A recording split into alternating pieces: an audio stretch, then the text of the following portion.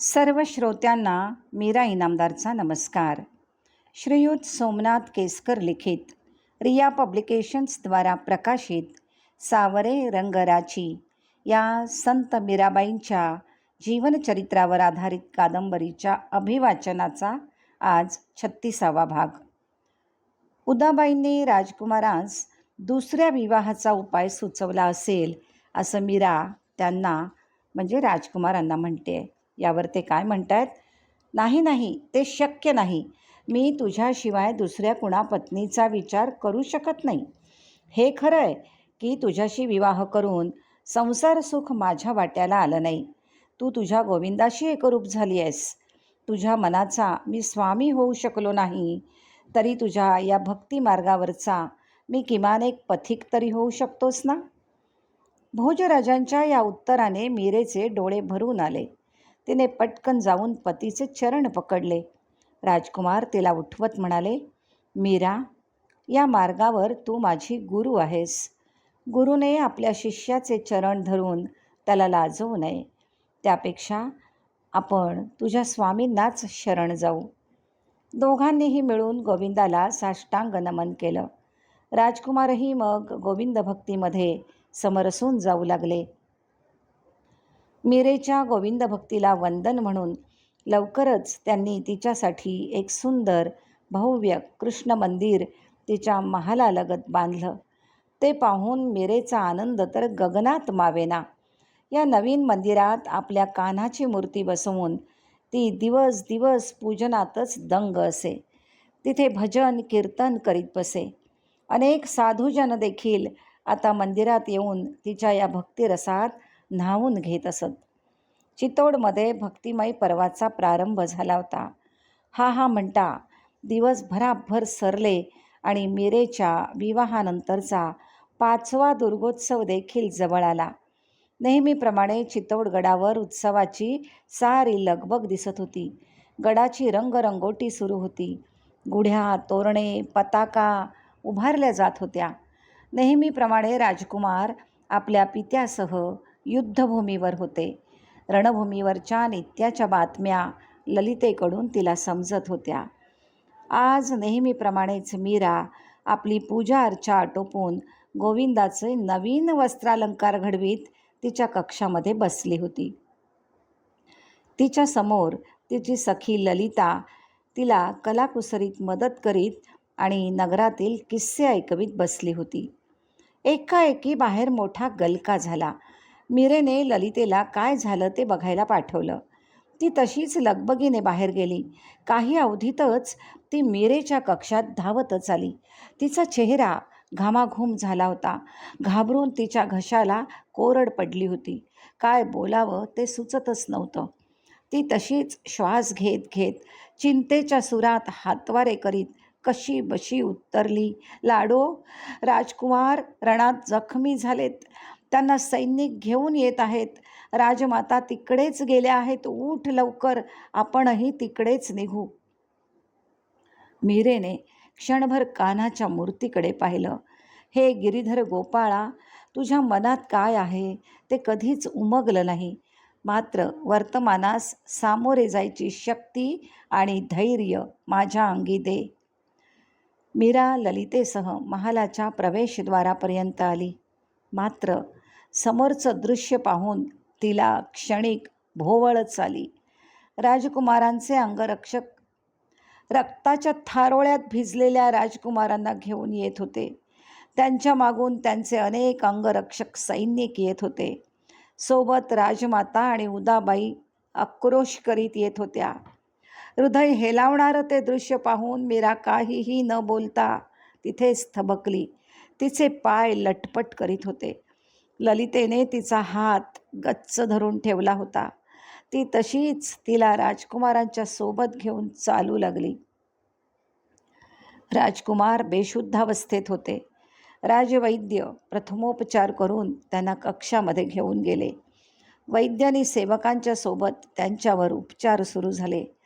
मीरा वैद्यांना हवं नको ते आणून देत होती. लेप काढे तयार करण्यात सहकार्य करू लागली होती. राणीसा आकाशाकडे पाहत हताशपणे बसल्या होत्या. त्याही अवस्थेत उदाबाईंनी मीरेकडे कुत्सितपणे कटाक्ष टाकला. जणू काही तुझ्यामुळेच माझ्या बंधूची अशी अवस्था झालेली आहे असं त्यांना सांगायचं होतं. राजकुमारांचा अंगरक्षक सरदार सांगत होता, राणीसा, आजच्या युद्धात युवराजांनी पराक्रमाची शर्थ केली. शत्रू सैनिकावर वायू वेगाने त्यांची तलवार चालत त्यांचा खात्मा करीत होती. मात्र कोणीतरी फितुरी केली. राजकुमारांना एकटे पाडून शत्रू सैन्याच्या चक्रात त्यांना अडकवलं. शत्रूंनी त्यांना घेरून त्यांच्यावर अनेक प्रहार केले. तोवर राजकुमारांनी एकाकी कडवी झुंज दिली. मात्र त्यांच्या मदतीला कोणी जाऊ शकले नाहीत. महाराज संग्रामसिंह दुसरीकडे झुंजत होते, त्यामुळे मदत अपुरी पडली.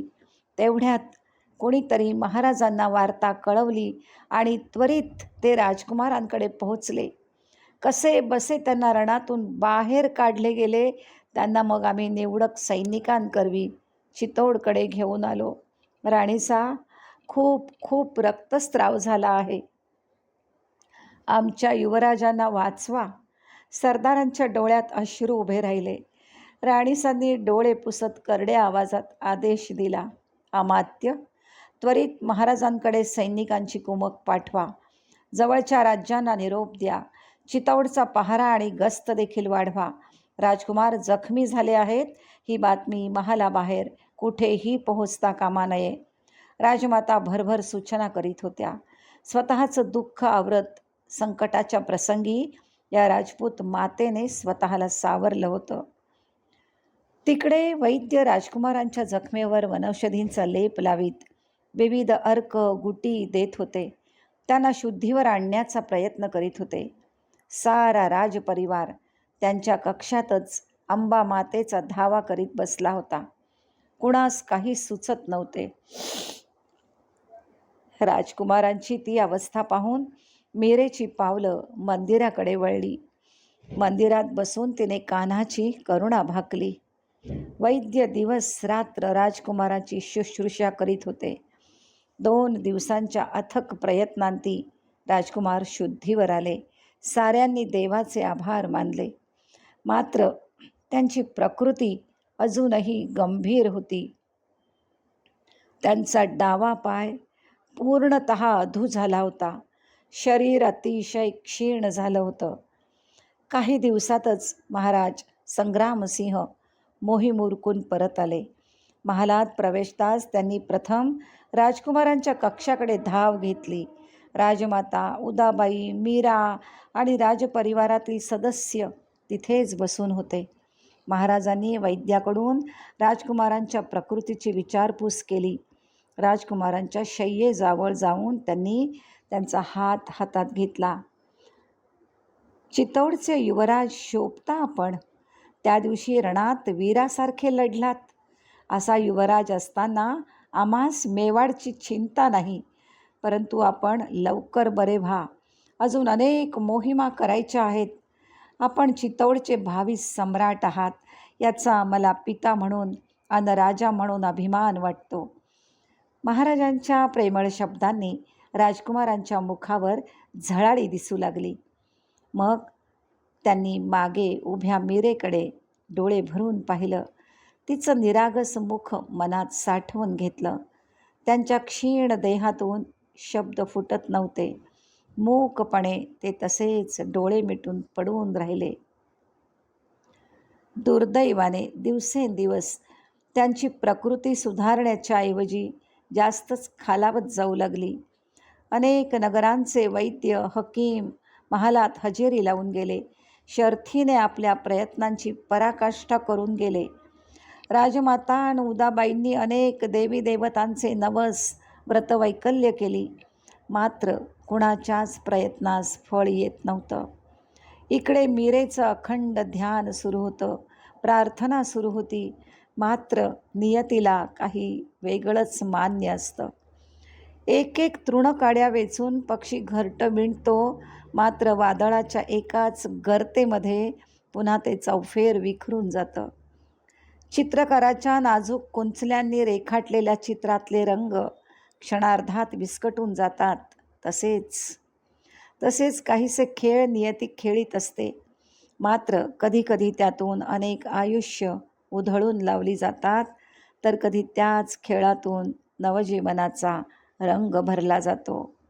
मीरेच्या जीवनात अशाच आयुष्याला कलाटणी देणाऱ्या घटना एकामागोमाग घडत होत्या. राजकुमार युद्धात जखमी होऊन रुग्णशय्येवर असतानाच अजून एक दुःखाचा डोंगर तिच्यावर कोसळला. तिच्या माहेरहून मेडत्याहून वार्ता आली की तिचे पिता शत्रूशी लढता लढता समरांगणात धारातीर्थी पडले. आपल्या पित्याच्या निधनाची वार्ता तिच्या कानावर आली आणि तिच्या पायाखालची धरणीच जणू कंपित झाली. भोवळ येऊन ती तिथेच तिच्या कक्षात पडली. ललितेनं लगोलोक तिला सावरलं. राजमाता आणि महाराज संग्रामसिंह आपल्या सुनेचं सांत्वन करण्यास तिच्या कक्षात आले. मीरा, नियती एकामागोमाग एक धक्के आपल्या जीवनात देत आहे. इकडे राजकुमार अंथरुणाला खिळून बसले आहेत आणि त्यातच तुझ्या पित्यास देवाज्ञा झाली. मात्र तुझ्या वडिलांचा शोक करण्यासाठी आम्ही मेडत्यास जाऊ शकत नाही आणि तुलाही तशी परवानगी देऊ शकत नाही. तुला तर ठाऊकच आहे की बाहेरचं वातावरण युद्धभूमीसारखं झालेलं आहे. मुघल सत्ता आक्रमणास चोहीकडे टपून बसलेली आहे. त्यात स्वकीयच फितुरी करून आपल्या जीवावर उठलेले आहेत. भाऊबंद देखील वैरी झाले आहेत. अशा परिस्थितीत आम्ही आपणास मेवाडच्या बाहेर पडू देणार नाही. तुझं दुःख मी समजू शकतो, मात्र या क्षणी आम्हास तुझं रक्षण जास्त महत्त्वाचं आहे. परिस्थिती काहीशी निवळताच महाराज स्वतः मेडत्यास जाऊन युवराज जयमलची भेट घेतील. तोवर तू आपले अश्रू आवर. हृदयातील घावावर इतरांनी कितीही फुंकर मारली तरीही जोवर आपण स्वतःच आपल्या मनाची समजूत काढत नाही, तोवर त्यातून उभारी घेता येत नाही. हेच खरं. श्रोते हो, मीराची अवस्था अतिशय व्याकुळ अशीच झाली आहे आणि या स्थितीत तिला तिच्या परमसखा गोविंदाचीच सोबत आहे. गंभीर आणि दुःखद घटनांचा सामना करणाऱ्या या मीरेला आता पुढच्या भागात भेटू. तूर्तास इथेच थांबू आणि पुढच्या भागात पुन्हा भेटू. धन्यवाद.